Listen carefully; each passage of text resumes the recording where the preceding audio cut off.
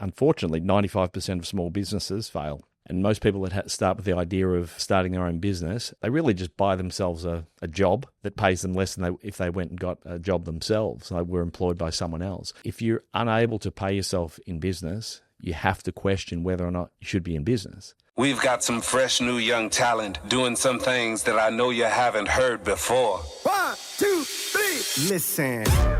Welcome to the Young Minds podcast, hosted by Burke Britton Financial Partners. This podcast helps young adults build confidence and clarity when it comes to money, empowered by youth, inspired by experience. We know that navigating the world of finance in your late teens to 20s can feel overwhelming, whether it's understanding your first payslip, learning how to invest, managing student debt, or just trying to save without missing out on life, because believe it or not, it is actually possible. That's why this podcast is here, to make finance more accessible, more understandable, and way more relevant to your life right now.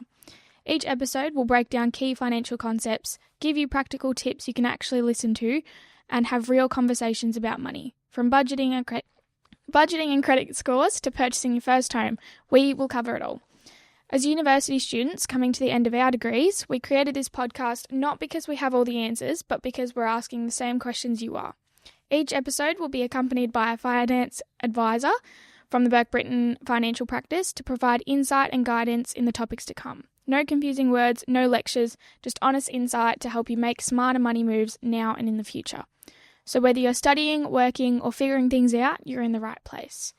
Accompanying us today, we've got Jay Burke, practice owner. How's it going?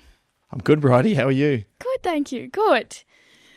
All right, before we jump in today, I do just want to do a quick little plug about the GYP event that we're sponsoring. It's coming up on the 27th of November. This event is targeted at young professionals, so if we've got any young professionals listening to this podcast, please reach out. You can register online. It's a good event for networking and getting to know some other people in the industry. It's a great event. We've been involved with GYP for more than a decade, and it's been great to see the evolution of it. They're doing something special in terms of networking amongst the younger generation, so 100% get along. Check out gyp.net.au, I think it is. You'll find it. Just Google GYP and you'll find it. Perfect. Alrighty, so to get started today, we're talking about starting your own business. So just a little bit of an opening line for us. We've got, have you ever wondered what it really takes to turn your big idea into a thriving business? Today we're breaking down the first steps to make that dream a reality. So my first question for you today, Jay, developing an idea. How do you find a gap in the market? How do you know it's a gap in the market? Well, I don't think you could have picked a topic that we could have talked about for up to 3 hours, and we're going to try and condense this into like 20 minutes. So I was thinking about this last night when you sent me through the topic. First of all, I'll start with, I don't think everyone's cut out to start their own business. Right? Sometimes the appeal of starting your own business is much greater in your mind than it actually is in reality. And unfortunately, most people's starting point when they think about deciding to start a business, most people spend the majority of their time thinking about their business cards, their business name, and all the inconsequential elements of starting a business, not the nuts and bolts of it. To your question of what's the first thing you want to start, you want to decide when you're starting a business, it's exactly what you said. Is there a gap in the market? Now, how do you know there's a gap in the market? Like this is there's an idea that you have about, I don't know, a dog washing business, name a business idea. We have plenty of them. Most people who are entrepreneurial will have many, many ideas, but how do you take that idea and put it into some sort of framework? This is pretty relevant for me at the moment because we've just finished our strategic planning for the business. Pretty much what we did is a SWOT analysis. So for those people that don't know, a SWOT analysis is you're looking at an idea, an opportunity, and you look at the strengths, the weaknesses, the opportunities, and the threats. So you're actually forced to put down your ideas about why is this idea a good idea. I think the challenge for most people when they're starting a business is taking that idea out of their head, putting it on paper, and then critically analysing it. So a business plan or a business strategy, we've just completed ours, is quite long. It doesn't need to be for someone who's starting their first business. It might be a one-pager. It might be a one-pager saying, here are the opportunities, here are the threats. From that becomes the foundation as that business idea grows into some sort of formal reality. But that's generally where I'd start. And again, a lot more context we could add around that, but doing a simple SWOT analysis on the idea that you've got to see whether or not it's got some legs is where I'd start. Mm-hmm, mm-hmm. And then following on from that there, like working out what your strengths, weaknesses, opportunities, threats are, then how do you sort of look at that and turn that into an actual plan? How do you know what structure you should use or where you should fund the business from, that sort of stuff? Yeah. Well, like most things, it's a progression, right? This taking an idea, putting those ideas down on paper, starting to sort of run through whether or not that idea has legs requires you to probably involve some other people. So an idea, you talked about your dad, you run a few of your ideas past your dad, who's some good counsel for you.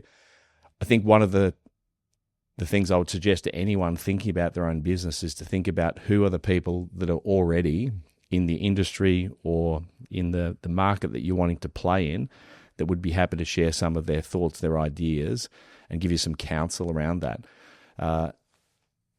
Getting some external counsel, and it's one of the superpowers that we have as financial advisors, the ability to be able to look at someone's idea and be slightly detached from that and give them some good counsel.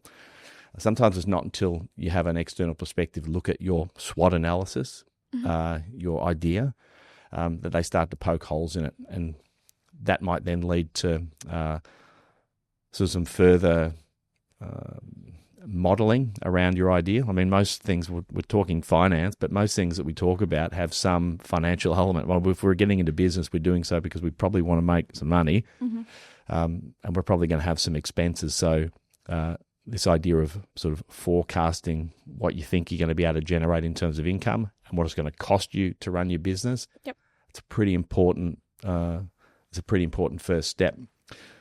Part of the question you asked was how you fund your business. Again, it's a question that we could probably delve into.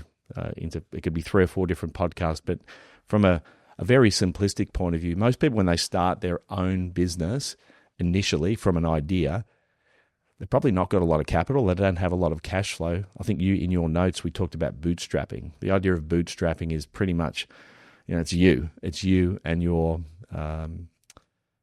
sweat, your energy putting into the business. There's not a lot of capital. You're trying to make things happen yourself. I think one of your other questions around funding is if you go to the bank.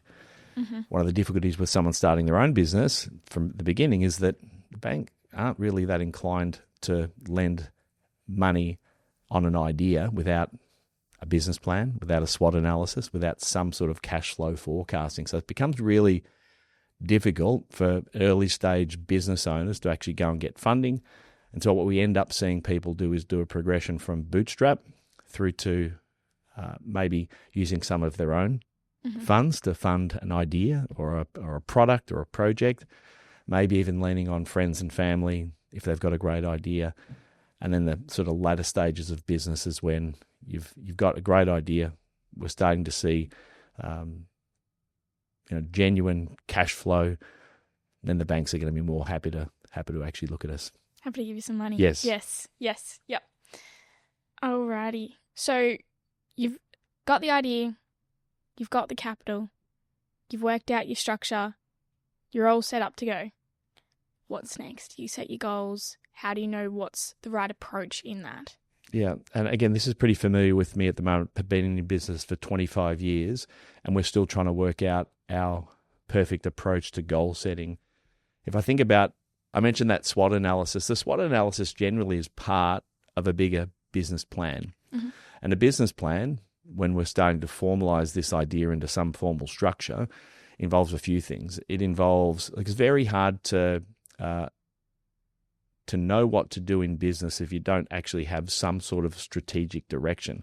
What is strategic direction? Strategic direction is kind of a vision of where you're headed.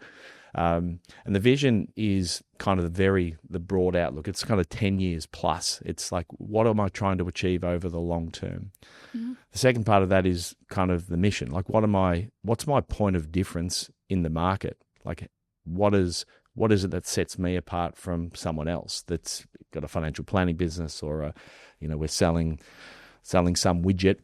And then from our vision and our mission generally come which are kind of the strategy, come the tactics. So the tactics are, what is it that we want to achieve in the next 3 years? So what are our goals? So most business plans are broken down into that format. So SWOT analysis, vision, mission, probably values. So what are the values that we as a business or me as an individual want to uphold and be a point of difference? Then it's kind of the strategy. It's the 3-year strategic plan. Where do we expect to be in 3 years? What are the 12-month priorities that we have to lock in to actually achieve that 3-year target? And then breaking that down further to, what are we going to do in the next 3 months? What are the 3 priorities that we might have that we need to get done in the next 3 months so that we reach our 1-year strategic goal, our 3-year strategic goal? That, again, in very, very simple terms, is how we start to goal set in business. And it's not dissimilar to what we do for individual clients. Again, we look at I think you and I talked about this on a previous podcast. I saw it pop up as a reel recently. We see, how do you set goals? I think it was around budgeting. Yep. We start with what you're pointing at. So what is the 10-year goal, and then work back from that, attribute a monetary value to it, attribute the actions that you need to take to achieve that goal, and then you've got a plan. Perfect. So you've got your mission, you've got your vision, you then go into tactics. Where in any of that do you work out how to pay yourself from a business? So obviously, generally speaking, when you're starting up a new business, people generally say you want to put back into the business. You don't necessarily want to take from it from the very beginning, because a business doesn't necessarily grow unless it's got the extra capital to use. So how do you know when the right time is to start taking from the business and paying yourself? It's a great question, and it's kind of the ultimate question, because most people, unfortunately, 95% of small businesses fail. Mm-hmm.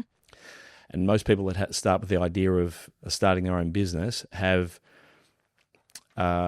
really just buy themselves a job that pays them less than if they went and got a job themselves. They were employed by someone else.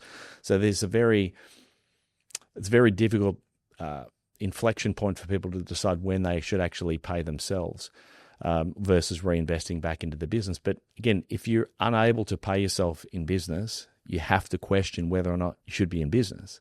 So there needs to be a tipping point where you say, it's worth my while being in business. Number one, because I'm able to pay myself the equivalent of what I would have been able to if I'd gone and got a job with someone else. But also, there's an upside for me for taking the risk of being a business owner. There's an upside for me for having employees and having to borrow money from the bank. Yeah.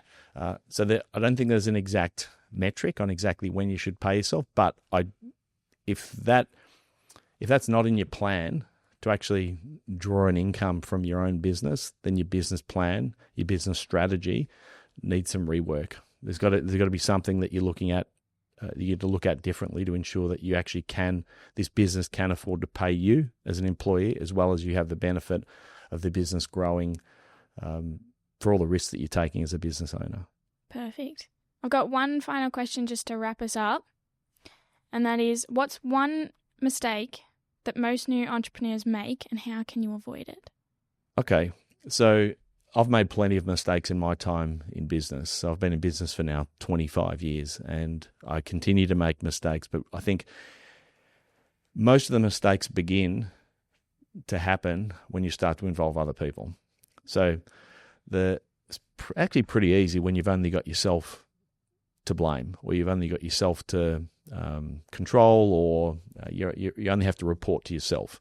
Mm-hmm. When you start adding other people into your business, so employees, other business partners, that's when the real issues potentially arise. Mm-hmm. The biggest recommendation for people, new entrepreneurs, would be to make sure that as you start to grow and as you start to formalize your business, that you have appropriate agreements in place. What does that look like?